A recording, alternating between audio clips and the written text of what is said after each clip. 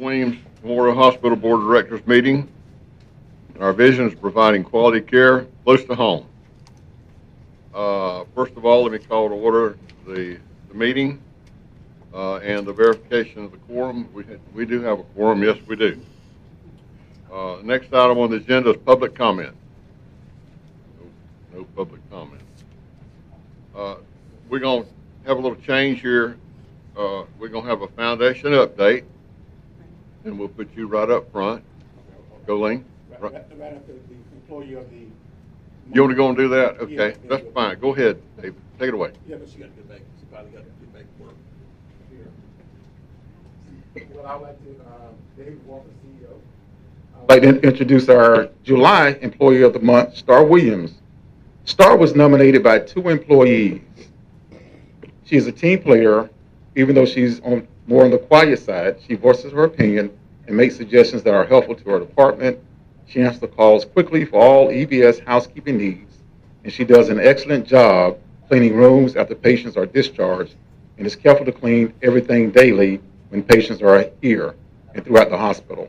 She takes pride in her work and cares about doing the right thing. We're thankful for Star. Once again, Star was nominated by 2 different employees for the work that she's doing. Most individuals that work in your housekeeping or EVS, they're behind the scenes. They're behind the scenes a lot. And they really don't get the credit for a lot of different things unless it's dirty. You see something dirty, then you call it housekeeping. But Star, welcome aboard. Congratulations. We greatly appreciate you. All right, thank you. Thank you. I want to thank you for your efforts there. Hold on a minute. Hold on. Right quick. You thought you were going to get away that easy, did you? Your job is one of the most important jobs at this hospital. All of them real important. What you do is the first point of contact with a patient, really going into a room. They're going to look and see how clean that room is. I mean, that's just it. So I just want to thank you. Sometimes it's a thankless job, but it keeps everybody here in a job, what you do. So thank you very much. Thank you, I appreciate it. Thank you for that. And just for all the board members, we have an executive session, to talk about IT discussion. So we want to try to move the meeting, kind of fluid in here. My report will be very short because I want to make sure the board has time to talk with Kevin Ward about IT discussions, that we had before. And now, Duffy, you can bring it up. Colleen, come on up. Foundation update. Hi, everybody. I'm Colleen Zester, Chair of the Foundation. On June 21st, we celebrate our 65th anniversary. You've probably hopefully you've seen the branding all over town and the internet and banners, etc.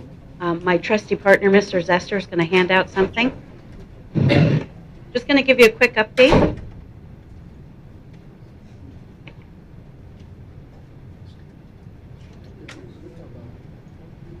So on the sheet that's coming around, the page that has this image on it about the foundation, about the gala, just want to give you a reminder, a couple of things. We have access to a ticket site. You can actually view it and visit it yourself by scanning that QR code if you want to test it out. It'll give you the full experience. But just to remind you, we have tickets on sale as of last Friday, $100 a ticket. That includes dinner, dancing, beer and wine, silent auction, all of that. There's a lot of excitement from the community. We've already started to receive some donations via mail and interest in ticket sales. On the left side, you'll see we did identify 3 levels of giving: Sapphire, Emerald, and Pearl. We've had some inquiries about that, so I will keep you posted. But again, the interest level is high. We have done, in addition to the promo that you see in front of you and online, we have done some grassroots promotional pushes to over 440 contacts. Gulf and Franklin County realtors, vendors of the hospital, local retailers and businesses, and to our health and wellness partners. All of them received the information letting them know how they could get involved, support, attend, what have you. We'll keep you posted. If you want to flip over then, one additional thing we're doing in advance, and in addition to all the promo, is we are, along with the hospital, a Stars and Stripes sponsor at the upcoming July 3rd event. We will be selling lemonade in the cups. Sorry, I have little props here. Hold on. Cups that have the logo of the event, and they change color when it gets cold. Craig and I were joking that it could get cold in the temperature of this room alone, but you can see how they will change color. So people will buy lemonade from a partner that we have. It's a young woman and her husband who have a small business. They've been at other events in the community called Main Squeeze Lemonade. We're going to get a portion of the proceeds from each sale. We're donating the cups, and we will also be selling raffle tickets for a pair of tickets to the gala, and of course selling tickets. Now, what'd you say, that'll change color? Yes. Blue. See where it's cold is blue. Oh, And the okay, top is that color. okay. I got Does you. everyone see that? No. Yeah. I almost threw it away, 'cause I'm like, what is that doing there? Well, it's funny. I was using one of these when I was out to lunch with somebody from the committee, and someone walked up to the bar and asked for one of the cocktails that was in there. So we'll make sure that everyone knows it's non-alcoholic lemonade per se. Okay. All right. Any questions, anybody? No, everything, thank you very much. course. It sure looks like it's, we're getting a lot of, anytime we have possible talk about the hospital, it's- Yeah, You know, yeah, positive press. I just want to just thank Colleen. Bill, I know you do a little bit too, but No, I want to really thank Colleen for all of the efforts, her and her team, with this event. The 65th year going to be something great event here, so we're excited about it, very, very excited about this. You'll start to see more members of my team. For example, there will be several people at the booth on the 3rd. Just one last request. If you are on Facebook and you haven't already liked or followed our page, please do that. That helps just push it out. I know, Murtish, you've been fantastic about sharing all our events. But if you would do that, and certainly continue to follow. If you have any questions, comments, what have you, you know how to reach me. Okay? Thanks, everybody. Thank you very much. Next item on the agenda is approval of the minutes from the last meeting. Do I have a motion to approve those minutes? Motion. Second?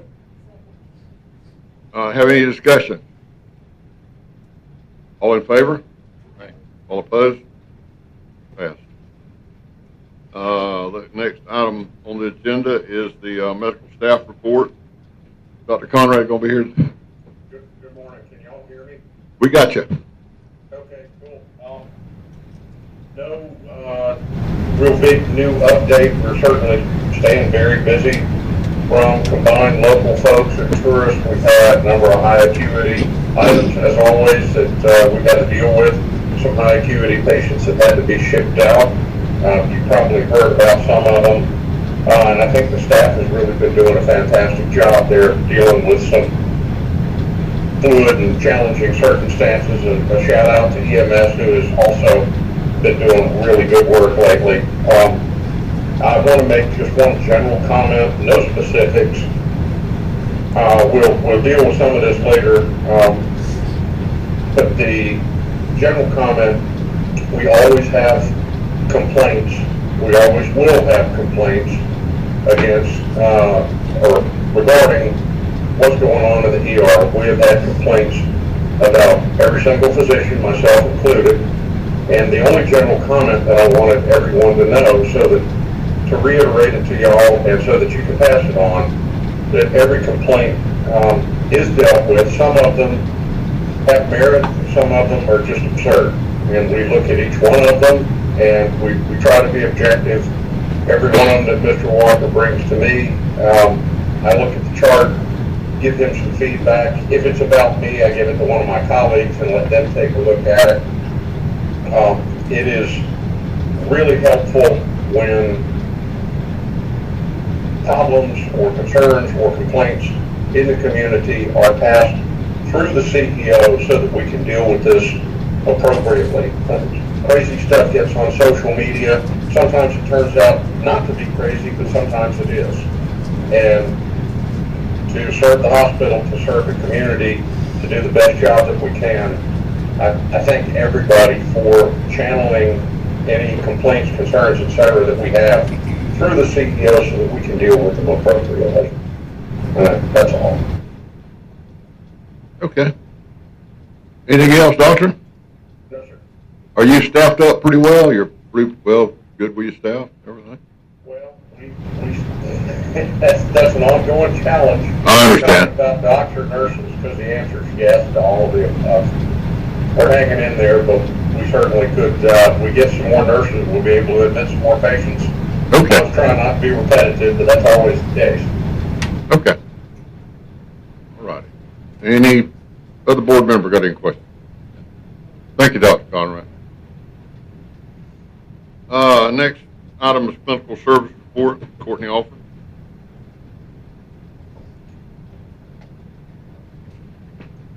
Good morning. I did want to piggyback on what he said. We did just have one of our PRN nurses. Very thankful for that. She was giving us almost full-time hours, but she's committed. So we have a new RN, Haley Price. So thankful for that. She is full-time on the schedule I'm working on now. So the only other thing I have is I'm going to be doing 2 policy updates. I'm going to update these, and then when I finish typing the updates, I will email it to all of you with the portions that I'm changing highlighted. One of them is 15 pages, so welcome to read it all, but I'll highlight the changes that I make. So you'll know what has been changed and what will remain the same. The purpose of these policy changes are, well, the first one is called drug and alcohol in the workplace.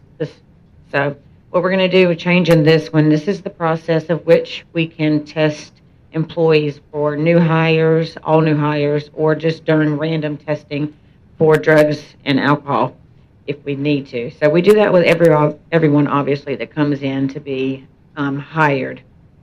The process that we're going to change on that is that the urine drug screen that we gather when they come in, I'll step back a little bit and tell you, every new hire gets some titers. So they get a blood draw for Hep B, varicella, VZV, and measles, mumps, and rubella. So they get a blood draw. Then they get a urine drug screen. Then they get a fit test for the N95 for COVID mask from respiratory. And then Courtney, let me make sure the board is aware of something. What we're looking at here is streamlining our Yes. hiring process. I guess sometimes with the process we have, it can take 2 or 3 or 4 weeks to hire somebody, and we're losing some good staff because of that. Right. So with our current urine drug screen process, we gather that urine the day that they come in, have everything else done, and we have to send it out to an MRO. We send it to a further lab to analyze and test that for us. And that process takes up to 2 to 3 weeks, like he says. So we're going to change that. We're going to do an in-house urine drug screen. If anything is positive at that time, we will still send it to the MRO. Also, all Department of Transportation. Tell them what MRO means. Well, I don't remember exactly what it means, to be honest with you. That's what it stands for, but we send it to the LabQuest or LabCorp, and then they send it further to a physician that reviews it. That physician that reviews it is going to review it, and if somebody's test positive for something, they at that time reach out to the employee and say, okay, you tested positive for this. Do you happen to have a prescription that relates to this positive result? Things like that. So we're going to continue to do that if anybody tests positive here. But if they don't test positive on our drug screen, which tests for the same things, all of the same things, if they come up negative, we're going to go ahead and clear them, and they're going to start the onboarding process. This is the same thing that Chipley does, Calhoun Liberty does, Sacred Heart does. All these facilities do it, and we've been wanting to do it. We just need to update the policy. Medical review officer. Close. Thank you. So that's going to streamline that process by a couple weeks. Would it be on a probationary basis until we got the second screening back from the docs? Is that what you're saying? Yeah, so generally the way it works now is we don't do anything, we don't move forward. I have somebody come in today, we do all those measures, and we can't do anything until they're completely cleared. So we're waiting 2 to 3 weeks right now. So they don't come in to even start orienting, doing any of the onboarding or any of that stuff. So, But if we clear them with the drug tests and the other tests here, then they can start immediately. Then they can start immediately, and then you can be on a probationary period until we get the other tests back in again. Is that That's what you're correct. saying? But if they clear immediately here, Yeah. then we don't have to send it to the Well, you're not MRO. going to send it. You're not going to Only send it if they have a non-negative, they like to call it a non-negative, not a positive, a non-negative result. So if they have a non-negative result, then we'll send it to the MRO, and then we won't start the onboarding process until after we receive that from the MRO. They used to call that presumptive positive, but now they've changed it to non-negative. I can't get all this. Used to be presumptive positive. Yeah, you can't say they're positive because it could be related to something else. Yes. So that'll be the process for that. It will definitely streamline. Since I've been doing this, I've only had a few positive results, so I think this is going to make most of our employees. We have indeed lost a volunteer recently and some people that didn't wait or didn't want to wait or didn't understand the process. So this is going to definitely help. Also, the cost is not anymore. I think it's about $1 less. So from what the charge we send to the MRO, it's about $1. So faster results, no increase in cost for the process. Yeah, and our lab director, of course, been advocating for this. Is this something that would, we can get the people in the door faster? Because we have lost, every department have lost some employees, because the length, how long it has taken for those tests to come back. I was at a luncheon a couple of weeks ago, and one person that used to work here said, "Hey, Mr. Walker, you was one of the best, bosses I ever had." And so the volunteer said, "Well, I didn't ever get that chance." Because of the drug tests coming back and all that kind of stuff. So this is going to help us out a whole lot. And then, all the employees would benefit from it. Yes. Great. The other policy is called our occupational health requirements. And the only thing we would change in that is that when they come in, they have to, every new employee has to have a TB titer, tuberculosis. So the old process, which is what we've been doing, is where you do a little injection of 0.1 underneath their skin, and then they have to come back in the next few days and have it read. That's especially hard for Randall staff who nobody lives here. So that becomes a challenge for all the staff, and that is why we lost one of the volunteers recently. So what the new process is they will just, when they draw for the titers, they'll just draw blood and they'll run the quantiferum TB gold test. It'll be one additional vial of blood. They'll send it off. We'll get the results back with the other results. It's avoiding them an additional needle stick that day and avoids the fact that they have to come back in a couple of days to have it read. And it'll come back as a positive or negative. When this result comes back, the nurses have to read it. It has to be a duration. So it's not quite exactly as accurate as well. So this would be a great improvement as well. Then you got to come back within a certain amount of time. And if you don't come back within that time period, you got to come back and get sick again. Yes, and that happens often. So because it's just hard for people to come back. They're busy and obligations and don't live here. So those are the two changes we'll make in these policies. I will edit these policies. I will send you guys all an email with these policies and the updates highlighted for you to read. And then we'll move forward with those. What I'd like y'all to do, we want to kind of expedite this. We got to get more competitive in the job market, and they've been looking for ways to become more competitive. Also, what we were doing, tying up more staff here to try to do the testing. So we're cutting up some of that too. But I would like, with the board approval here, verbal approval would be fine. Courtney's going to send this out to the board members and just acknowledge you're okay with it or would like this. But anyway, back to Courtney. And if the board is okay with it, I'm going to sign the policy. We're trying to expedite. Anybody got a problem with that? The board, I'm sure, won't look at it. So I'm going to ask the board to turn that around. You're going to highlight the areas you've changed, right? Yes, sir. And one of the policies is very long. I'll send the whole policy, obviously, but I'll highlight any changes I make in the policy. We've So actually you'll lost see. some good staff here because they go right somewhere else that had this streamlined policy. We're actually doing what other folks are doing now. So, That's correct. That's correct. Okay. And I just want to, Courtney is here, and I got Dr. Conrad there.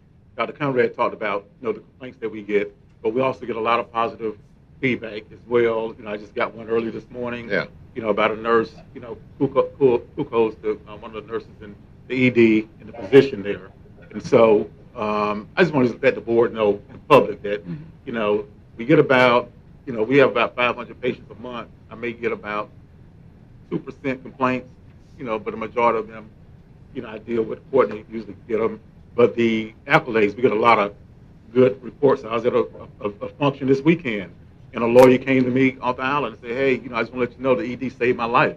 I didn't even know it, So she began to tell me about that, and then she told me about her husband, that he went to the ED as well. I was at another function last Thursday night, and somebody came to me and said, hey, you know what I mean, thank you, the ED really, looked out for my wife because she was, had a very medical issue there. So we get a lot of good publicity as well, feedback, but we Yeah. also want to address those complaints going both ways. But David, do you ask those people or website and put down to the excellent service they've received here? I think that would go a long way to get some positive on the website too. All right, well, that's good, Bill. I definitely would do that. 'Cause Yeah. I get it. You need to always mention that. Yeah, I'll mention that. And anybody else, when you get those kind of good kudos, tell them, hey, can you mention on our website for us? Yeah, just ask them if they would mind putting it up on Yeah. the website for us. Yeah. It would do a lot for our Yeah, hospital. feedback. Yeah, that's great. I like that. We have to strive for perfection, but we're not doing anything perfect. And sometimes we call them complaints, and we take it, and I'm glad Dr. Conrad takes every complaint to heart, and you too, Courtney. But even if the complaint is not valid, there's probably something we could have done. You got to look at that. What could I have done? A lot So of I times think it's we're just real good listening. at that, and if somebody takes the time to write us and offers a suggestion, we certainly are going to go with it. And Yes.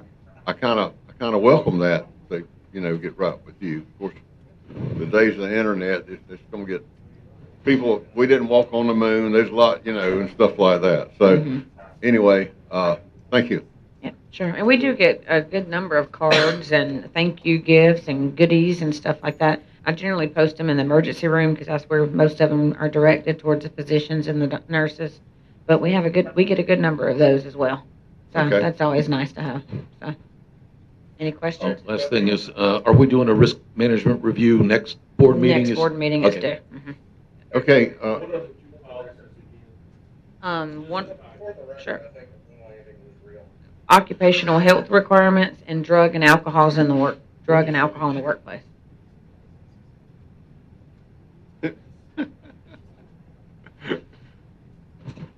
Any questions?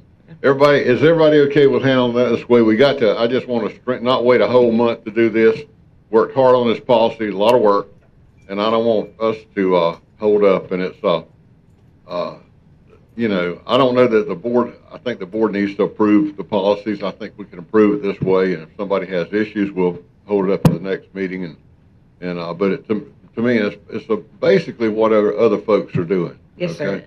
it is. It is. Thank you. Sure. Thank you, Dr. Conrad. We appreciate that little thing. I thought you was off the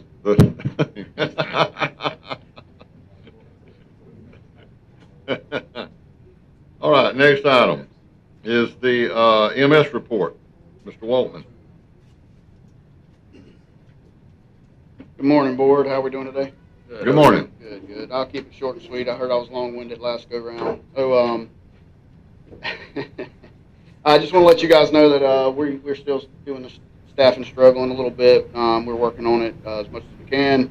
I've implemented, I told Mr. Walker this yesterday, that we're starting to put a BLS unit on. That way, instead of having a unit out of service, we're at least having a truck on. And with that being said, it's technically not a BLS unit because our captains on the QRV, the F-250 that you see running around, we'll meet them on scene, and then if it needs to go ALS, which is Advanced Life Support, then they'll get Okay, instructed. take the abbreviations out of there. I did. That's why I had that Advanced Life Support. So basic life support Okay, being our all right, EMTs. okay. All right, Two good. EMTs on a truck without a paramedic, and I'll let the county board know as well next meeting. But just to give you a reference of numbers, June we had 8 days where we got one BLS unit with the QRV or the captain, and then 4 days where we have a BLS unit but the captain's on an ambulance because we're short. And then in July we have 9 days with one BLS unit with the captain on the truck or on the QRV, and 3 days where we have the captain on an ambulance and not a QRV or medic one truck. So that's an improvement. We're working to improve. We're just keeping it from down in a rescue completely. Right. So yes, sir. But we're still having some shortages. So Okay. as far as the butterfly that I've submitted the second quote, for another brand. and it should be approved by the board if it hadn't already. It might have been last meeting. I didn't catch up on that, but I did receive the one in for the EMS state county grant, and hopefully we'll be, getting everybody trained up here soon on that. That's about it. About all I have. Any other questions for me? How's your staffing? Not good. Not good?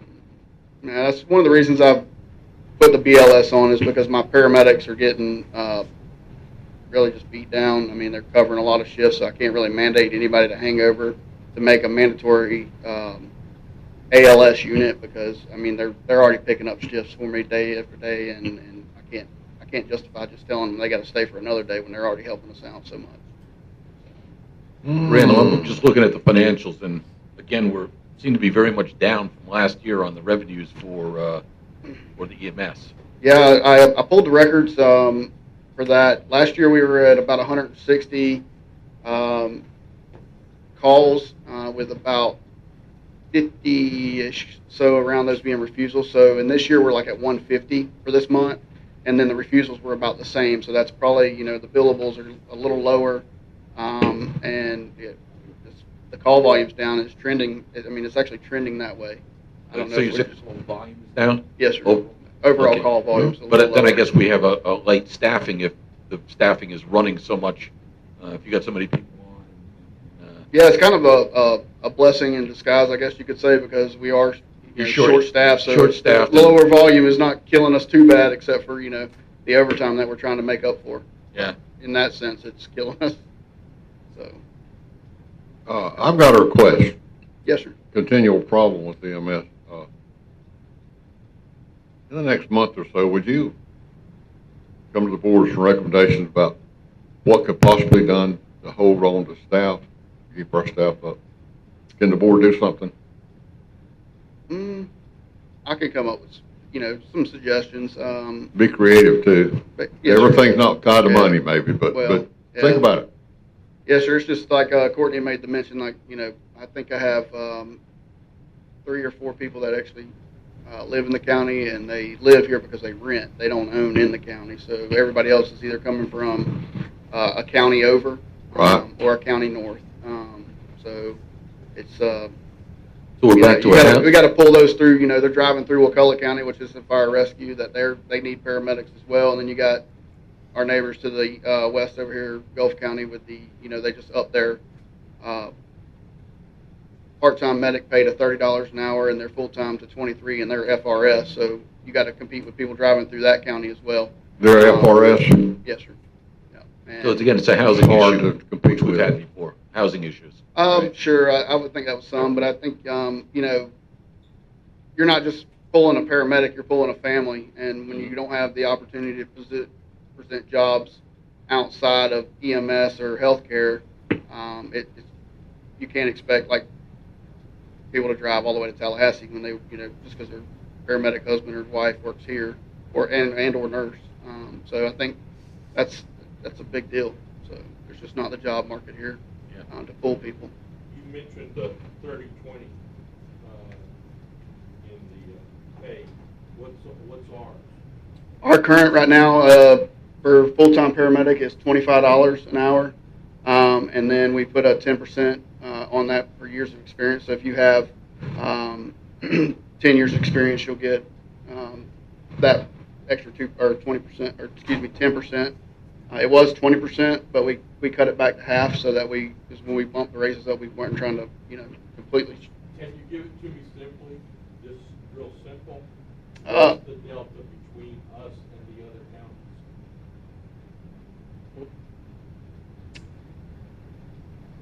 counties? It's not a simple number because you got to factor in FRS, and I see you suggest, over there. So if $23 an hour, I would say that's roughly about $70,000 with overtime included, plus their FRS, so that you're looking at 27% the county has to contribute to FRS. That's So a that, contribution. right, but that's still monies in their pocket long term, and that's a competitive feature.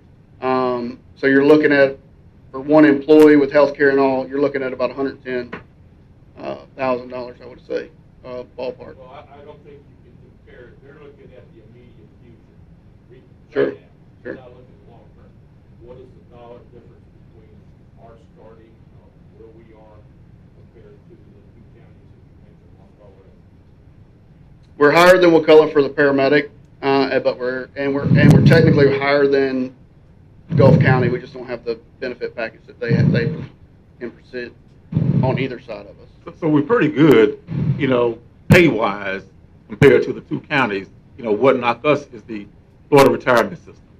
That and So what's the dollar amount that has to be up, or? No, I think with that, you know, we have to offer them. your mic's not on. You know, we have retirement. Well,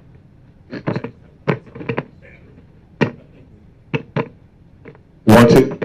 Well, it's working out. Okay. Well, yeah, because here we got my battery's gone here.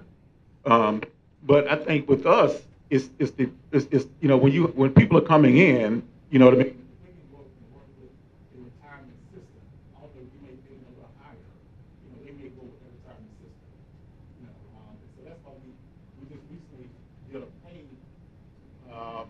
Increase with EMS, you know, back in January, I believe, around January, February. Yes, sir. It was 1st of February or 1st of January we started that. Yeah. That's changed the pay.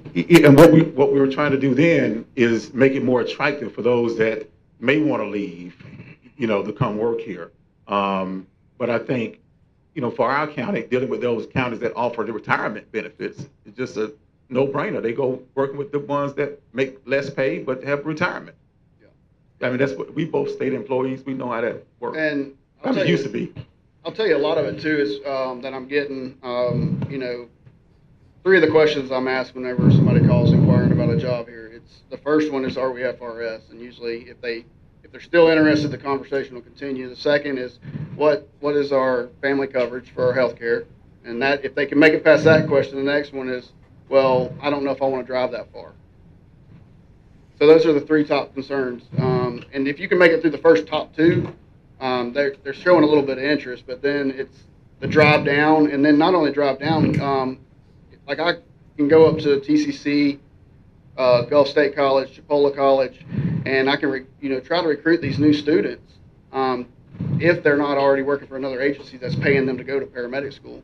And the bad thing is, or the sad thing, or good, however you want to look at it, is these new paramedics are coming out. They don't want to be at a service where they have a patient contact of an hour and 15, hour and 20 minutes with a critical patient. They're just not ready for that.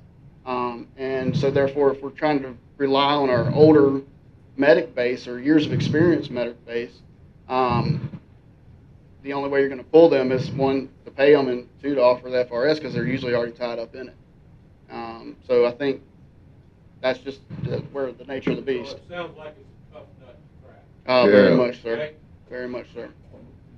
And you know, you can only throw money so far at it. And still, you got other factors that are going to. Are the EMTs in high risk where they're getting FRS? In the FRS, They're getting 3%, right? For the state. Or, Yeah. Yeah. 3% a year, roughly. That's high risk. Yeah. Might be 2.8. Does That's hard. that mean early retirement also? Yeah. Yeah. 25 years. Yep. 25 years.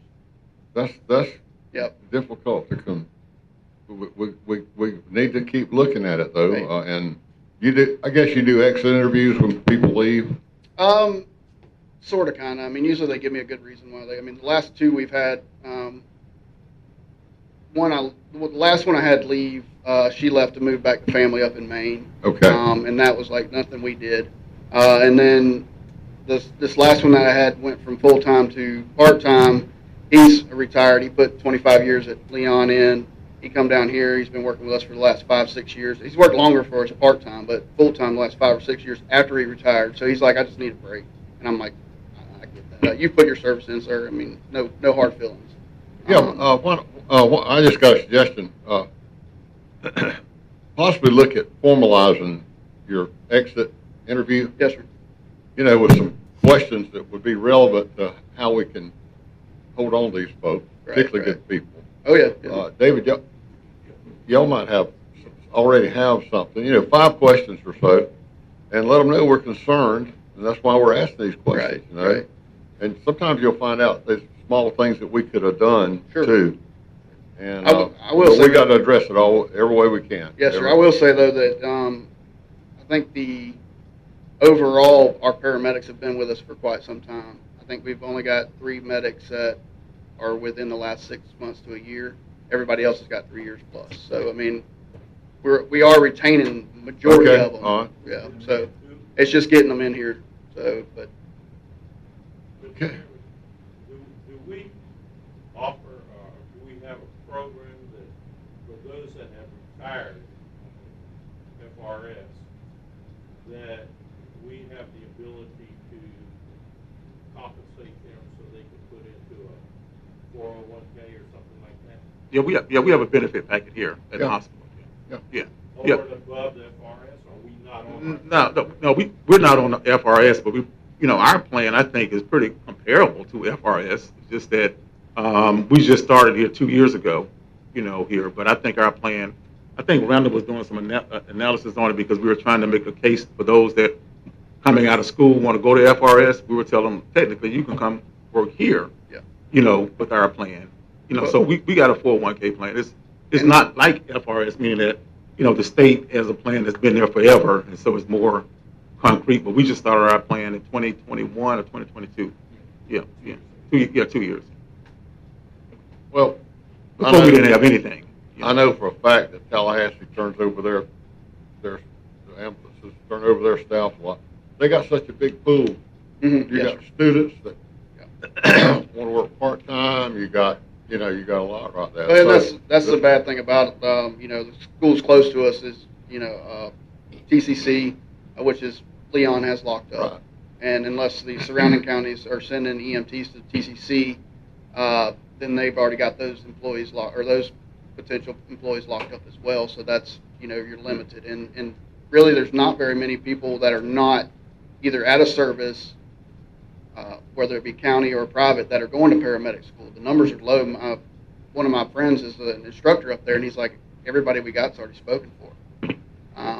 So the problem is not necessarily retention, it's getting somebody when we do lose somebody. Yeah, That's right. Yes, more sir. Yes, we don't sir. have a high turnover, but it's hard to get anybody when. Yeah, and what we're doing I don't know also, what to tell you we there. work with the local schools. Yes, sir. That's why we work with the local schools to try to get those individuals interested in going in that kind of field there. Yeah. Randall, do we have a program where we send any, Yes, sir, we potential do. Actually, students? I have 3 EMTs that work for us that are currently, one has told me that he's put in his application for paramedic school, and then 2 others have been, on the fence. So we're trying to promote them to get in there, and, Mr. Walker and I have discussed it, that we'll, help fund some of those Right.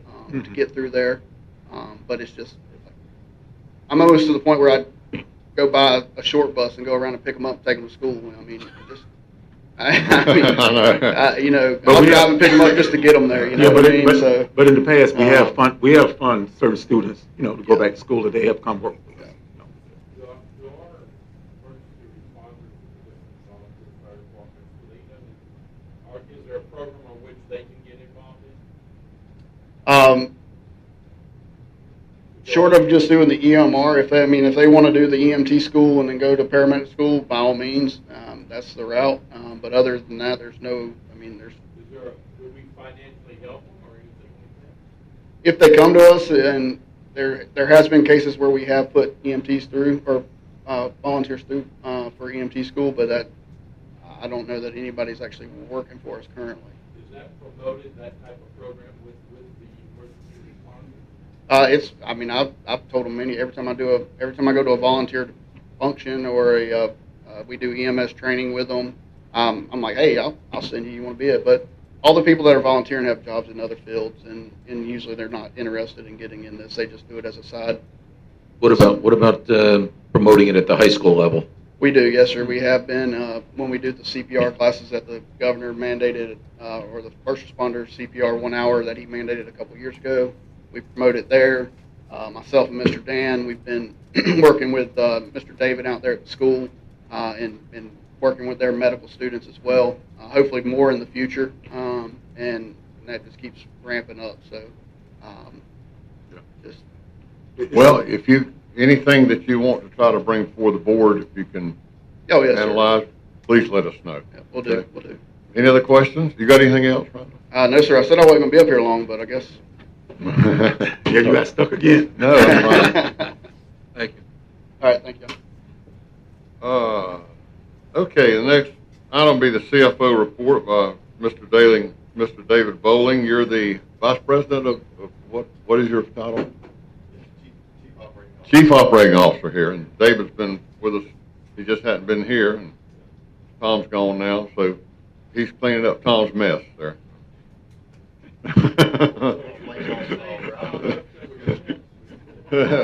That's what you do when you get a new job. Well, you know, when you blame it on the other person. Well, you know, Tom gonna say, when he left a whole lot of cash in the bank here. Hey, you got to point the finger somewhere, right? But, no, good morning, board.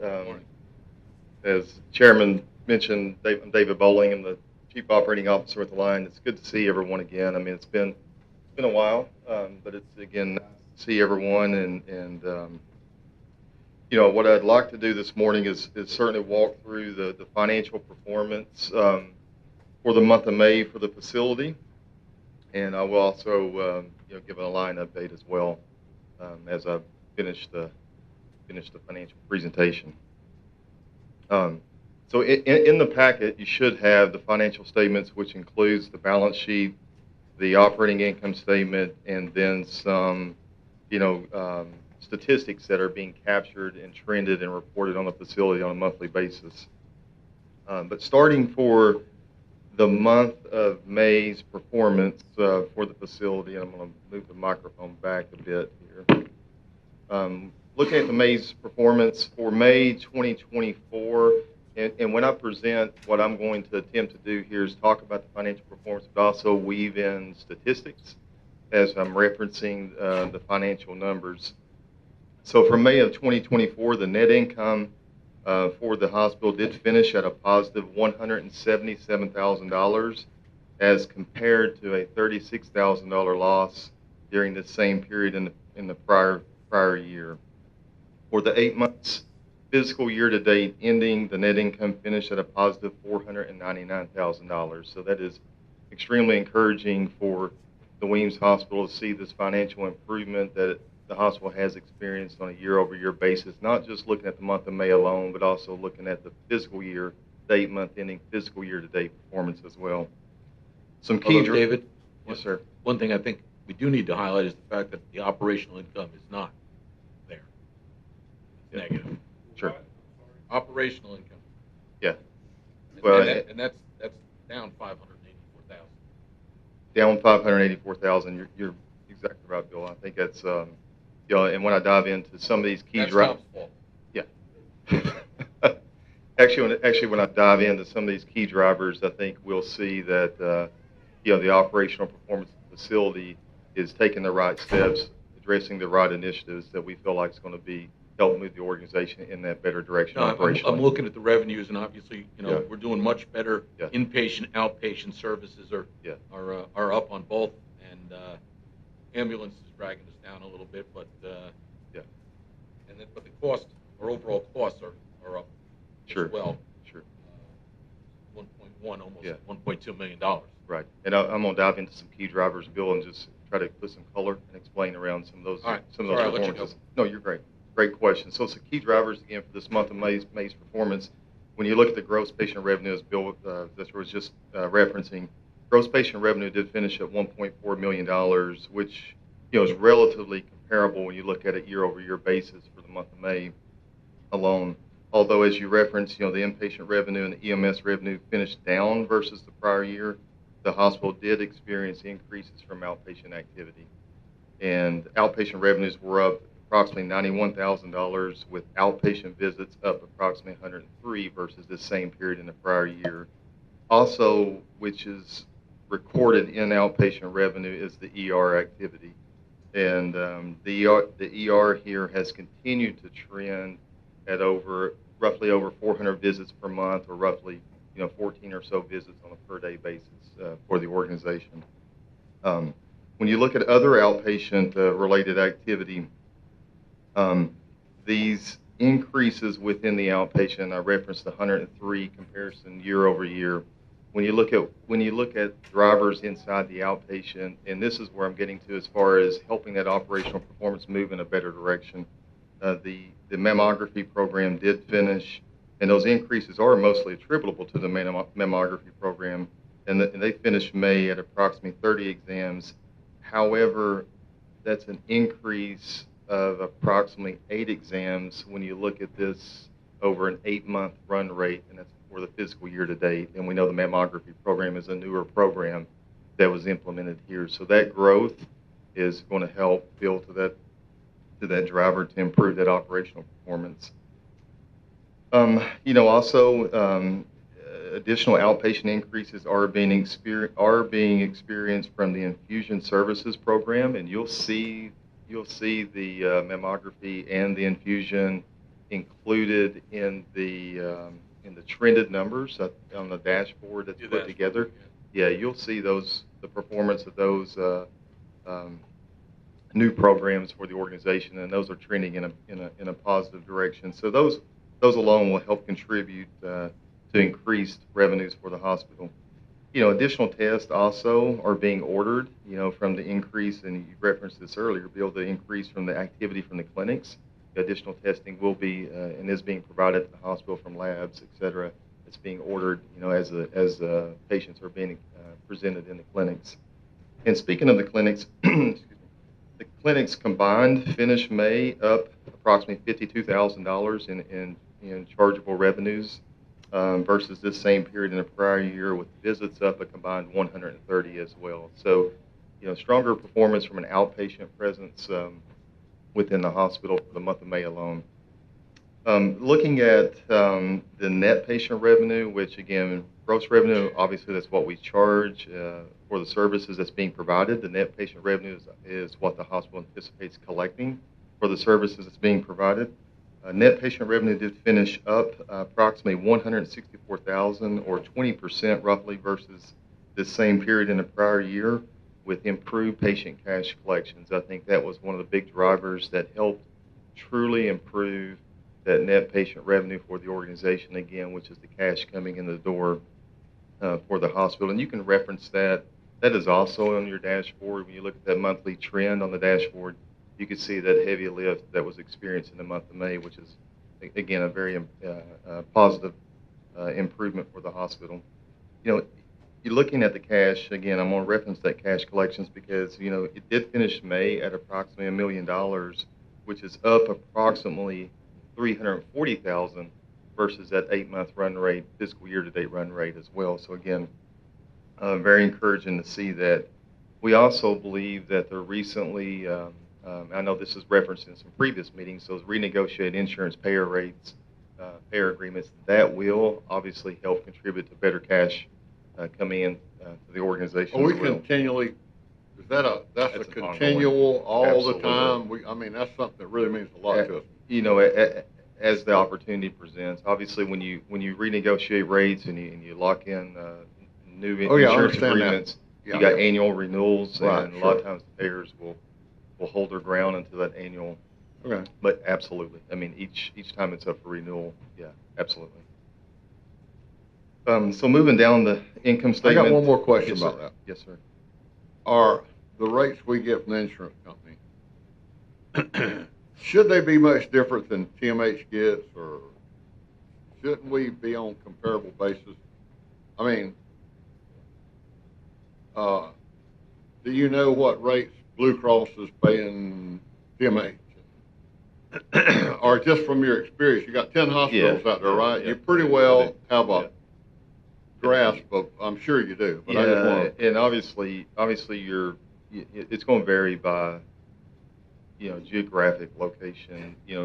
Particularly a lot of the blues, the anthems, the blues, that will vary. If you look at more northern locations, more northern states, there are some better arrangements that is provided there.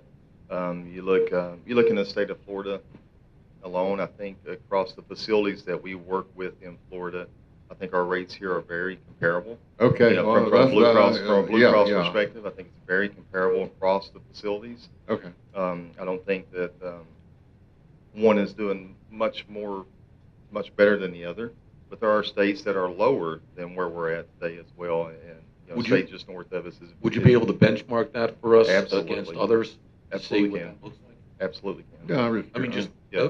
especially other Florida organizations, Yeah. hospitals. Absolutely. thank you.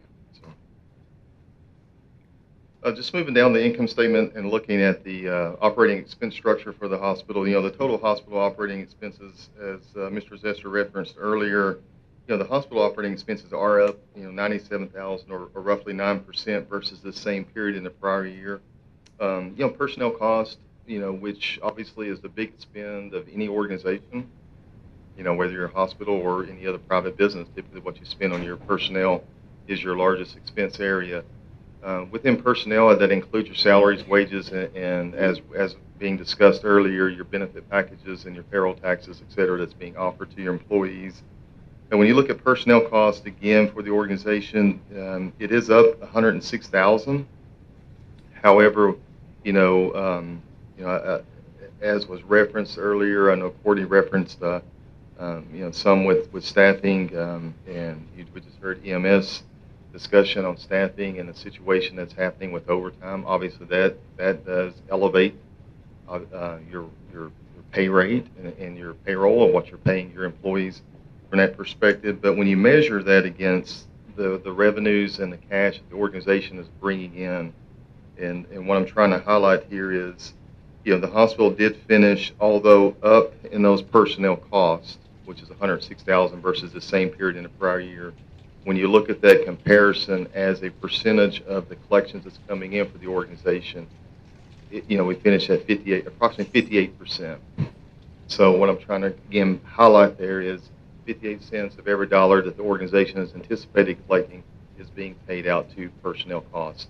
Now, from a benchmark standpoint, that is still within what we would consider an industry average, for this size of organization and services that's being offered within the organization. So I do think that's something important to highlight. Although up, it is still within comparison as far as what the cash that's being collected within the organization. High end of the comparison? That's a great question. I mean, at higher end, when you look at organizations and attempt to benchmark organizations that's not providing higher acuity level services such as surgical services and so forth, you will see that personnel number higher on a ratio basis. So organizations that have a higher acute typically will have a lower ratio. So for here, 58%, I think you're in a good spot. You'll see organizations, just to give you a range, you will see organizations at around a 45%, but I can bet you those organizations are performing at a higher level of acuity, higher charge, therefore that numerator is a higher number that they have to spread that ratio. Here, by not having that higher acute and still experiencing the overtime that we're experiencing and that higher elevated pay rate, for example, or premium that we're having to pay there, I think that 58% is very reasonable for here. Yeah, and David, I'm glad you brought that point out, because I know it was mentioned by one of the consultants, that our rate was real high, Yeah. Comparison. So I'm glad you I heard that. Yeah, and that's why I wanted to bring reference to that, because, again, put some clarity around that. When you look at, when you look at the higher acuity of services, that higher mix of services as well, or higher acute type level of services. So here, I think it's very reasonable. Very reasonable. And another area I want to benchmark and discuss as well, supply costs. You see supply costs, when you look at the May's performance and so forth, is down. That's a lot that is attributable to less pre-inpatient activity that was experienced for the month as well. But again, when you look at that as how the hospital is managing the supply costs as a percent, again, of that same collections that's coming in. So I just referenced 58% is being spent on personnel. Supplies, about 14% about 14 cents is being spent on supplies. Again, from an industry standpoint, and I'm looking at that from a fiscal year to date, by the way, when I reference that percentage. But again, from an industry standpoint, that is performing at or better than industry averages as well, again, for the acuity that's being provided here at the hospital. So just, again, moving on down the income statement, the change in the year-over-year non-operating revenues, those do include the continued recording of the $191,000 in sales tax revenues, have seen improvements from the non-operating revenues as well as continued improvements from the 340B drug program. You know, for May alone, when you look at May's performance, the 340B program did finish at approximately $30,000, which again, I like to look at it on a run rate basis. It is up versus that 8-month fiscal year-to-date run rate slightly. So that's, again, a positive note to point out. If there's no questions on the income statement, I'd like to hop over to the balance sheet and cash flows and just kind of discuss that at a yes, sir. Yes, sir. Where's the contingency that we go back to the state of Florida? Have we built that in yet to the financials? I'll have to follow back up with you, Mr. Berry, on that. I'm not Because otherwise, entirely I'm sure. looking at No, we, an inflated number. okay, Yeah. the only number that we got that we have to pay back to the state is $335,000. That's the firm number. Now, they haven't told us when to pay it back. You know, we talked to them about doing a monthly payment or a payment arrangement. I know what you're referencing. I know Yeah. what you're referencing. Bottom Yeah. line is I know what you're referencing. Yeah. I apologize. I know what you're referencing now. Yeah. Yeah, we'll have the liability established on the books to reflect that on the balance sheet. Reflect Okay, that for- while we're at this, I got Yes, sir. a thought on that right there. Yeah. If somebody gives you a check and you're not sure if it's going to clear the bank, do you cash it or you deposit? Do you spend money on that? No. No, you don't. Don't spend So it. that money we get from the state is not going to clear the bank until it's audited by the feds, correct? The money we get from the No, state? no. The money we get from the state. we're No, not spending No, I it. mean, No. that's a, yes. No, okay, so the LIP money, that money there, the low-income pool money was given to the hospital Yeah. back in 2018, 2014. 2014. 2014, so Yeah. that money was already given. Now, the state, in What- in ACA, and the federal government had an issue with it. And so the state is saying, the federal government is saying, hey, you calculated wrong. I know. You owe us Yeah. this money back. Okay. So that's how that Cash works. was received Okay, years ago. now going forward, Mhm. from today or whenever that they're doing this, okay? How can we be sure that that money is going to be good? Are they going to go Yeah. wait 8 years and audit again, or 3, or I mean, or is the state of Florida going to do a better job on their estimates? I mean, I think it's an excellent question. I mean, from my perspective and from how we have addressed or worked with our Florida-based facilities, I mean, you receive the cash from the state. Yes, I'm going to deposit the cash from the state. I'm going to spend the money from the cash. I'm going to spend the money because I'm assuming that the state has, before they issue payment to me, based on a methodology that they have fully vetted and established and is applied to mass exactly. hospitals across the state, I'm going to operate under the assumption the cash I receive from them is cash that is allowable for me to be able to utilize for what I need to Okay. utilize, unless there's no strings. What I'm getting to, I'm just thinking about something we need to think of. When we get that money, maybe we need to take a little percentage of it and put it in a separate account, and it's still part of our Yeah. cash if an emergency come up. Yeah. But put that somewhere else and try not to spend it until Yeah. the feds get through with their audit. I mean, that's, you accountant folks, what do y'all, I mean, My main What- concern when asking the question is, we know we owe some money. I know Yeah. that. That's the point. Get established a liability. So we have to set up a reserve contingency, whatever they Yeah. want to call it. Right now, to be reflected in our financial Current statements. financials. I could not find that, that's all I wanted to know. Sure. Has it been put yet? I'll confirm that, Mr. Berry, and then we will certainly have it reflected before the fiscal year closes out, obviously. So going forward, what the chairman's asking about, being that we know that they play iffies, I call it iffies. Sure. You get this Good much point. money, and then they come back and say they want to take some back. Yeah. Are we setting up a future allowance, just Yeah. like we do for allowance for bad debts? Sure. For the possibility of this happening, and predicated upon whatever the percentage we're seeing right now? Yeah. Exactly. I That's think, his question. Exactly, right there. Yeah. You put it in better terms, than I could. Thank oh, you. actually, it's a great question. I mean, we haven't, just from a Alliant perspective, working with our other facilities, we haven't determined what that reserve percentage would be, because this is the first, there's not any historical performance Right, related exactly. to this to Well, we say gotta 5%, 10%, 20%. Guess Right. and adjust. Absolutely. And really we'll work with, a lot of this we will have discussions. We work with various audit firms. I know Carr Riggs and Ingram is the Brian audit Hall, firm so. for here, but we work with various other audit firms across the state as well.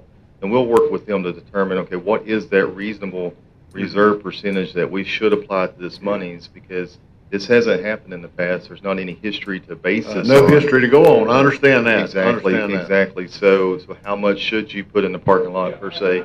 We don't know yet, but we'll definitely look at it. In my opinion, we don't want the politicians nor the general public thinking that, oh, this is really looking hunky-dory, and all of a sudden we get a hit like this. We need to Yeah. spread that expected hit out. Mm. And then Yeah. if it doesn't happen, right, we Sure. just write it back, we owe off. You release it, you release the liability. or That's release the exactly reserve. what I'm, Yeah, I think it's something to think about when Yeah. we get the final thing. Yeah. And another thing, I think, that Great money, point. we need to stretch it out as long as we can.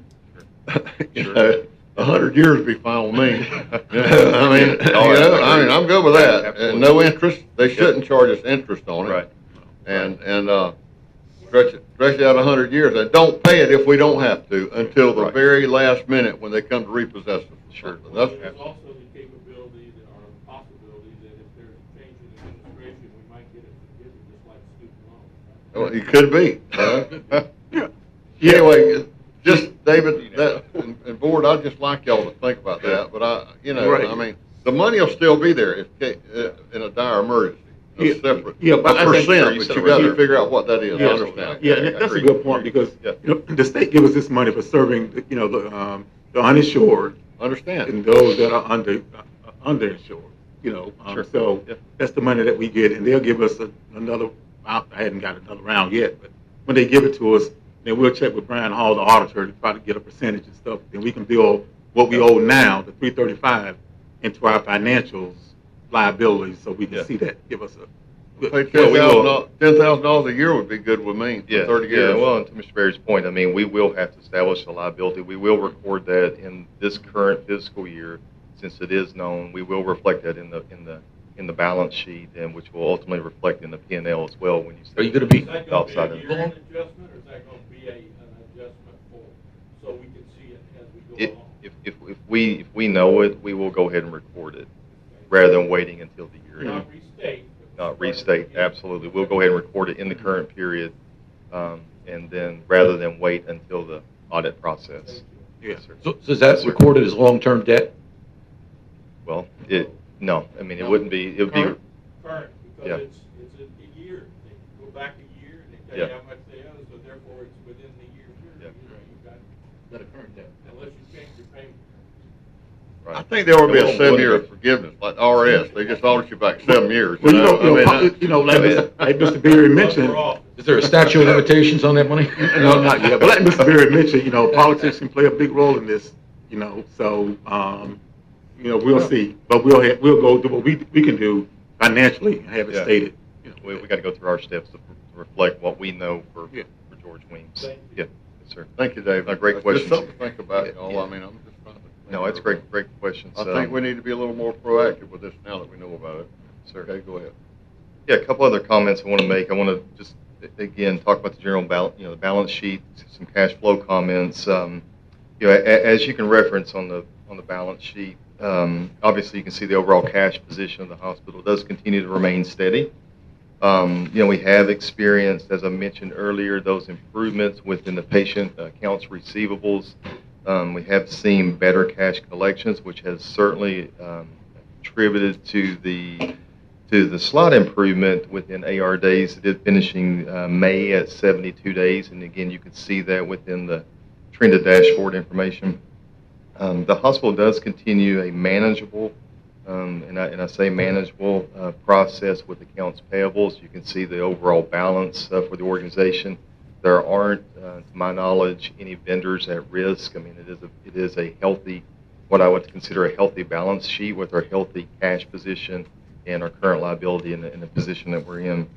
When you look at the capital-related spend, obviously that continues month. When you look at the month over month, that was held flat versus the prior month, and there were no new long-term related debt liabilities or financing commitments that the hospital entered into during May of 2024 as well.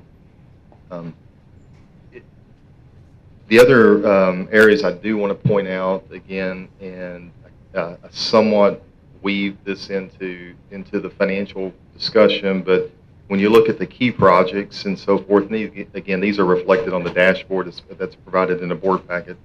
We do continue to trend the progress, obviously, for these key projects. However, I do want to share that as you can reference on the dashboard, that continued improvement within the chronic care management program. Again, to Mr. Zester's earlier question or earlier statement about the operating performance of the hospital, these new programs, as I referenced earlier, with the mammography, with the infusion, with the chronic care management, the continued optimization as we can with the swing bed program, these focuses will continue to help steer that operational performance in the better direction. It certainly has helped with the improved cash collections.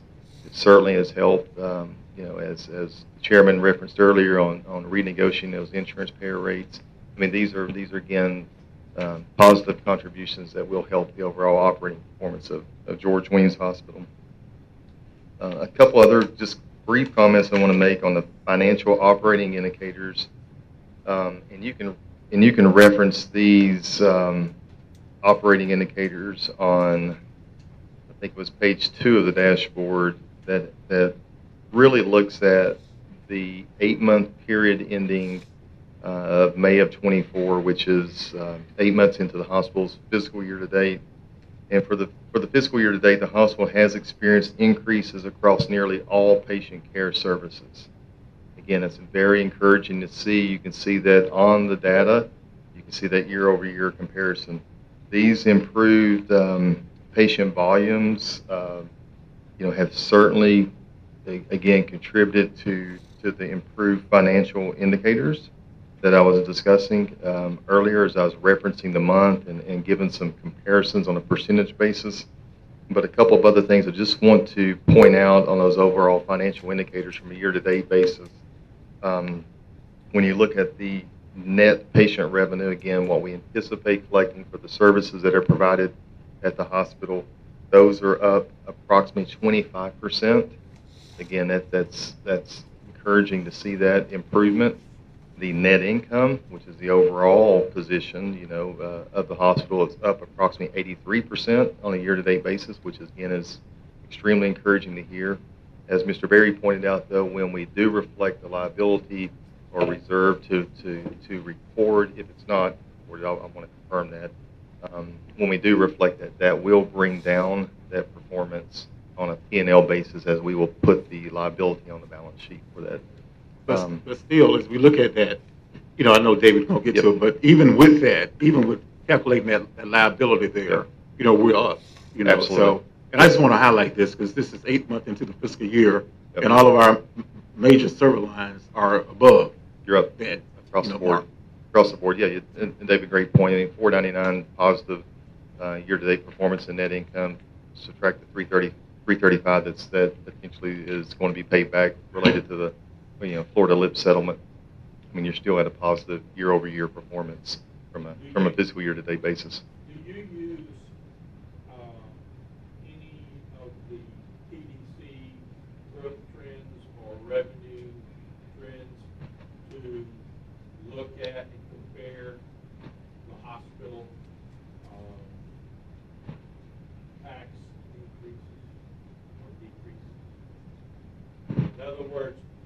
two should track. Yeah. Yeah. And there's not an indicator or anything like that. Yeah. But at least there's probably a lag portion for the hospital tax on the TDC tax. Yeah. Because, you know, probably is. Yeah, 2 month lag. It's Yeah. a 2 month, I think, 2 month lag. Yeah. But do we do any type of analysis Yeah. so we know if there's a downfall coming? Yeah, we can take a look. I'm not as familiar with looking at the. But we you can know, add the that in there, downfall. but if you look at the year-to-date county sales tax Yeah. now, Yeah. you know, it's lower. Sure. You know, it's lower. You know, we got, what, 996,000 year-to-date. Here, last year-to-date, 2023 was 1.2 million. So that went down from that period there. So, you know, we can begin to look at the TDC numbers. Yeah. You know, we can get that easily. But we do get the funding like a 2-month lag Yeah. time. Yeah, no, That's I'd correct. like to sit down with you, But learn, it would discuss give more us about a it. leading indicator and would Yeah. tell us, hey, we're going to come up short on revenue. Yeah. Certain months. Yeah, see where that peaks and valleys are going to be with it. Yeah, I'd love to. I'll sit down with you and actually. Now what discuss I more do on that, also, actually I learn more get on from that. John Solomon. Yeah. You know, sometimes I get the year end, you know, TDC revenue, you know, which is pretty good because, you know, of course we get a pin of that, but just to get the whole county perspective. with that. Don't pay attention to the expenditure, look at the revenue. I'm looking at revenue. You got to One look at thing the I'm cash. You got to seeing look at the cash, right? One thing I'm seeing here I really like Yes, is, sir. I think about a year and a half ago, we really started working on our collections, Mhm. Yeah. and it's paid off. So year to date, we're You're up. 2 million over. You're up 34%. On That's a year-to-date basis. excellent. Yeah, Year, I mean, year, that- year over year, from So year-to-date what we've basis, been you're up doing, 34%. the folks doing that. That's tremendous. I mean, Yeah, well, the young lady right behind David Bowling, Heather Haran. You Yeah, know, Heather, y'all she's are- been y'all are- doghounding that, you know, so she's doing I it. understand you've been heavy into the billings themselves. To make sure that we're gonna get what we send off to them. And that's where the increase is really coming. Mr. Berry, that's an excellent point. I don't want to digress too much into the weeds of that, but I mean, when you see AR improvement, you want it to be positive improvement from positive cash collections. You don't want it to be because it's being adjusted off and it's just, you know, it's going down from that. So I think you're exactly right with cash collections of patient cash collections. So monies that we're receiving from services that's being provided up 34% year over year is extremely, and it certainly has helped, you know, improve the overall net position for the facility as well. All right. Sir. That's it. One thing I see on here, So- David, is what happened to the swing bread program in May? That dropped Yeah, down those- 12 from 48. I mean, that's. Yeah, those days went down, you What's know. up? I don't know if Courtney can speak to that or You not. dropped a few admissions. A deal. I don't know if there's any Yeah, other we just had a comments. dip but- in I mean, we can't go. Yeah. Yeah, from year to date, you didn't have the admissions that you experienced last May within the program, but I think when you look at the program overall from year to date basis, you are still up. Yeah, You're up 12 slightly. oh, yeah. You're up slightly. 12%. Yeah, slightly, but you are up. I mean, that's a program that we want to continue to optimize, enhance, As much as how many possible. words you want to put around that. We do want to continue that focus because we have seen strong Yeah, improvement. because we look at the year-to-date numbers, we were at 232 last year at this Yep. time. Today, we're at 260 for the Yeah, month of May. yeah, So we, yeah, you're still up you know, year-to-date. so we're still Yeah. up on Yeah. that. But we took a big dip last month. And I think, Mr. Zester, when you look at, you know, and David's referencing, obviously, the fiscal year 24-23, you know, Yeah. look back 22, look back 21, and look at that program. So that program is continued to Yeah, you want to look at incrementally you move. want to look at the year-to-date numbers to see where we're at. I just see the big drop off in May, Sure. and I know that we're pushing marketing to get out there and Absolutely. and drag in as many people as we can, right? Yeah, and I was know we've talking. been connecting and doing everything we can to get let other people know that we're here and we can 100%. provide that service for them. Yeah, and I was talking to David earlier, just sidebar with him during a meeting about Chrissy. You know, Chrissy Terry, you guys have seen Chrissy Terry come by, and I'm sure has shared what she has been able to help promote related to the what we call short-term rehab related to our transitional rehab program, swing bed program. But she's done a phenomenal job, and obviously that's going to continue to be a strong focus as we continue in the critical access environment, for this hospital. Yep. That it? That's it on the performance, financial performance. Unless there's any questions. I do have one thing to say. Yes, sir. Our recent audit was an excellent audit, Yeah, I that's what I thought. heard. Yeah, absolutely. It And was. there's one on there about that's going to continue about our checks and balances, I guess. We'd have to hire $150,000 worth of staff to do that. And I don't know, Oh, yeah. it'll probably be Yeah. on there next year, huh? It will. If you're referencing controls Yeah, around controls. segregation of duties and so forth, absolutely. I mean, we work with, and you guys know line management. You know what we focus on, working with many small rural facilities. That's very common practice. And I think CRI or Car Rigs, Brian from Car Rigs, I think even if you've spoken with other audit firms, I mean, they're going to reference the same. I mean, you have folks that wear multiple hats within the facility. They have to identify that as a control, Right. But they realize that you're going to continue to experience that in a smaller setting. Board, anybody got any other questions? No question, just be aware that there is a push to move the EMS 764,000 out of ad valorem into the hospital fund. So that's going to take an effect on it. So you say that's a push to move the ad valorem tax, because they probably don't understand that. Yeah. No, They're 7.6, is that right, Don? The Ad 7, valorem comes off your property taxes. Yeah. It goes Yeah. into a fund. Right now, 5,000 is being Yeah. funded for EMS out of Yeah. there. That will probably get moved over. I'm just assuming it will because of the fact the hospital Yeah. fund is sufficient as of now to handle that portion Gotcha. of the EMS rather than the. That's general significant. fund. That would be a significant yeah. impact. So you're referencing that 191 per Just be quarter. aware of it. Yeah, Mhm. that's significant. Actually. And we will have the county budget hearings next month, so there may be some conversation, and then we'll come back and tell the board about that. Yeah. Meaning that the property taxes, the ad valorem taxes will come out the sales tax, money that we get. Right. Yeah. Out of the hospital. Yeah. So we're doing a nice job. Okay, Yeah, we're doing a nice job. So they need to punish for it. Yeah. All right, well, yeah. good. Well, if you throw in $400 more dollars from the bus fund Yeah. with that, that'll help out. That'll bring Yeah, it. I That'll keep- make even EMS whole. And somebody goes up Yeah. there and says, we're in a death spiral. You know, what that guy say, we're in a death spiral? Isn't that it? Oh, yeah. And I'm. And he lost I'm- his job.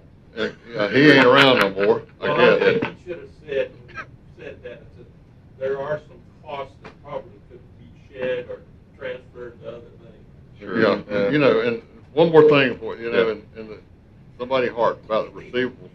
I could take care of that. I could get our receivables down 30 days, just wipe them off the books as uncollectible and You don't go, wanna do we that. don't need to do that. No way. And I'll tell you something else, I'm gonna wrap this up. You could get a hard bunch collection agency and probably increase them a little bit, but I don't think these folks that die at 3 o'clock in the morning and stuff that I've heard of. Yeah. And I just don't want to get into that. I Yeah. think we're just right with collections. I think your Just team, hound people. I completely agree with you. I We are, agree to a point. I think that those collection efforts should be headed towards those individuals that can afford it. Agree. Not those that can't afford it. And the ones that can't afford it, then we get reimbursement for them. You know, they gotta fill out Put your- forms, they put gotta your- do stuff. They put need your to do energy that. towards where you can get. And I the- think the we're cash starting to in the really door. turn that corner And around. I do. is I think there a so. way that we can tell? Yeah, I mean, Oh, yeah. Whether these agencies or whoever does this work for us, Yeah. they can tell basically the net income or Yeah. gross income of an Yeah. individual or a group, Well, so that they know that this is where you're gonna get it. I think in most, kind of generalize that, an answer to that. I think in most cases, when you look at, those who have private-based insurance or commercial-based insurance, I mean, they are typically, obviously, they're employed, so they are earning wages. They're earning, so Is that So where the that's- deadbeat pool comes from? Well, I mean, that's, Excuse yeah, my no, language, but no, that's basically what it is. but I guess if you prioritize, Mr. Berry, when you prioritize, and I won't speak for how the team, but when you prioritize, you know, those that you can go after, that you have a higher, uh, It's just to be hopes that will pay, yeah. Yeah, you focus and prioritize, yep. All right, let's wrap this Yeah, up yeah. here. Sorry, I'll keep. Yeah, we got it. We're gonna have, we You're gotta right, do Mr. Chairman, this. I'll keep, I'm sorry, I'll keep. Thank you, I'll David. keep That was checking. very informative. Fiscally challenged. We're having a break now. Thank you. I appreciate that. Yes, sir. About 5 minutes. Yep.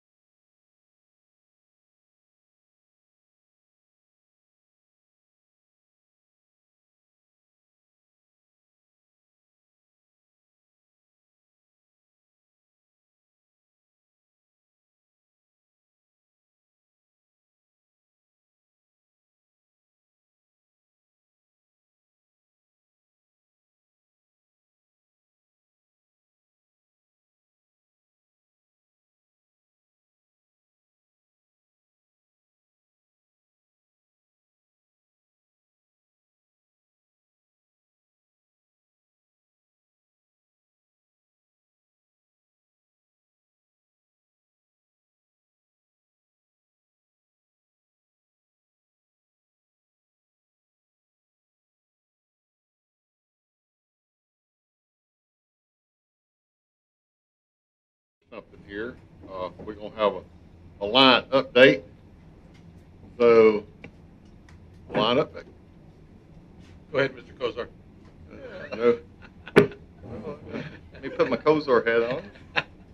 No, just I know I spoke quite a bit there and was talking about different activities that we have going on in the hospital, but I will give an overall update. I mean, certainly from a line perspective, we've been extremely busy across working with multiple facilities. But a couple things I did want just to share with the board that recently we've heard a lot of discussions around the REH model and different models like that. But just to share with the board that across many rural facilities, right? A lot of folks are looking at these alternative payment models, these alternative reimbursement structures, and what have you. We have recently, we were able to successfully complete a critical access conversion in Perry, Florida. The Doctors Memorial Hospital there was going through the similar process here of looking at ways they can enhance and improve their reimbursement based on how they, from a reimbursement standpoint, were struggling, within the current PPS environment. So they made the election to move towards critical access. That has gone very smooth, and that hospital is now a designated critical access as of 11/1 of 2023. But the reason I'm sharing this is because we also are working with 2 other facilities currently as well, going through that same process of converting from PPS to critical access. Again, looking at ways they can continue to provide health care in their communities. In addition to that, with this new REH model that was recently introduced, we are working with 2 hospitals currently on that process as well. We have a hospital in the state of Tennessee that we're working on converting to a rural emergency facility. That facility went through very similar due diligence processes that many facilities do to try to determine what's going to be the best model for them, and the board there did elect to move towards REH, rural emergency status. So we are working with them to convert that. We are also working similar discussions, but this is over in western Alabama with a hospital as well that's going through that same process. The board made the hard decision, but they had to make the decision to move forward with the REH designation there as well. So just wanted to share that with the board to let everyone know that that all facilities that I shouldn't say all, I don't want to categorize everyone, but it is a struggle within a lot of the rural facilities currently today on their current reimbursement structures. So here I think we're holding our own currently, but certainly there are paths as we look, as Mr. Zischer pointed out earlier about the operating performance. Are we We're gonna be able to stand on our monitoring what the state's doing as well as far as allowing or disallowing the 340Bs and Yeah. swing beds and the other programs? Yeah. I mean, because Certainly. it's a home run and it's a no-brainer if they allow Yeah. those other programs in. I think, Mr. Zischer, to answer your short answer, yes, we're currently monitoring it. There is, legislation that's being introduced on the House Federal. and on the Senate side at the federal level, because it is a federal designation on a lot of those rules. So states are really held under that currently, so they can't grant waivers, they can't grant exceptions yet. So we haven't seen that yet. But there is legislation in the House and the Senate that both do recognize 340B program. Both do recognize the expansion of other services, such as if you want to continue with an OB program, swing bed program, different ways that can continue to enhance that model. Do we think that will happen? I don't know. I don't know when. I do think something will happen, obviously, because I think it was so new, it was introduced, and a lot of folks had many questions around it. And but I do think if I was considering one of those that would probably and should get included, would be the 340B program. It just makes complete sense, right? Because 340B is an outpatient, is based on an outpatient type activity. So it makes no sense that you can't include that with your REH designation, but it's not written as law yet. So I hope it answers your question. I know just Yeah. Yeah, it's been lobbied real hard Yeah. on the federal level right now, and I know that both House and the Senate level, maybe the Senate language, they have I know they have swing bed inpatient rehab in that particular model, and I think the other legislation has 340B model, but I know it's being lobbied. We don't know when that's going to happen, but that is some conversation because you do have you don't have a lot of the hospitals making that jump yet. There's about 27 hospitals nationwide, that's made the jump, and they believe that if they add these other two pieces in, you have more hospitals. Do it. I was in a conversation with a CEO that has converted already.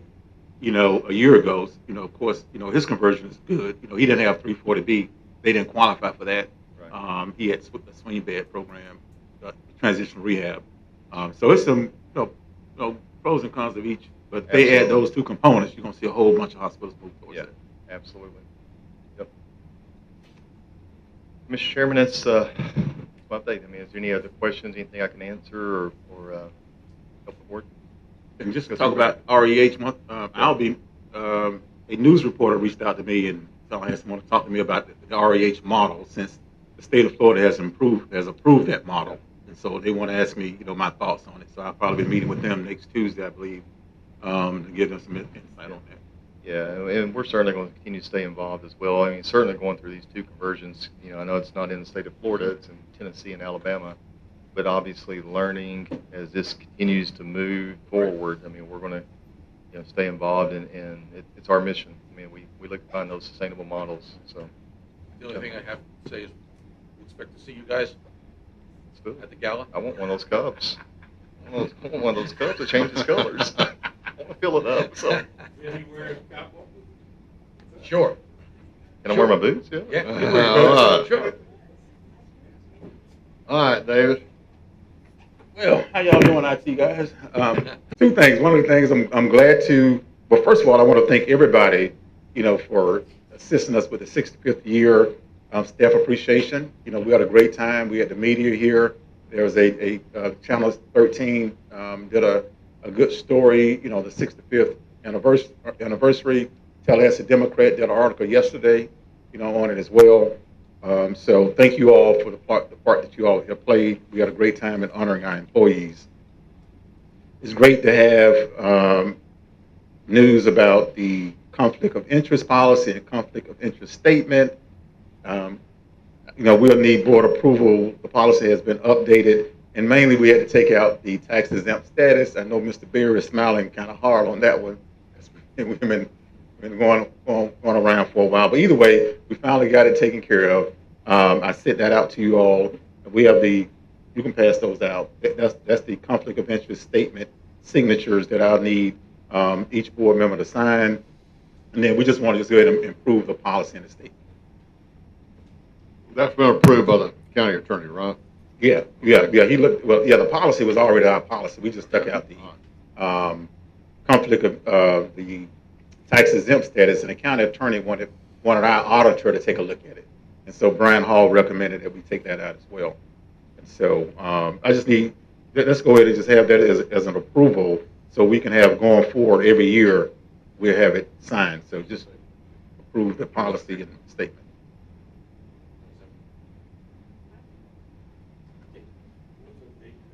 27. Yeah, June 27th. So we're glad to have that done. Okay. And I have another thing on another item on my agenda. Has been a long time coming, but that's getting ready to come to the end as well. The governing board bylaws edits will be presented to the county commission on July 2nd, 2024 for their approval. We've been working hard on that as well. So John is smiling again. So that'll be approved. Michael Schuler will present those edits on July 2nd. And I just want to tell, the board, and John, thank you for those edits as well, but the board has reviewed that, the edits that you put in with the bylaws. So we'll give that to the county attorney. Also, I didn't really list this on my report. The healthcare consultants, I sent an email out to you all. The county has approved, not approved, but they have picked Baker Tilly, and the county staff, attorney, I think the county budget person is negotiating with Baker Tilly, for that proposal. I hadn't seen the proposal yet, and I'm sure once they get everything hammered out, once they send it to the county commission, we probably get a copy of it. It'll be public record then. But anyway, they're working, I'm negotiating. sorry, what's the name of the? Baker Tilly. Baker Tilly. Yeah. Baker Tilly is I think they say the number 13th largest accounting firm in the nation. And so that's the company that they'll be negotiating with.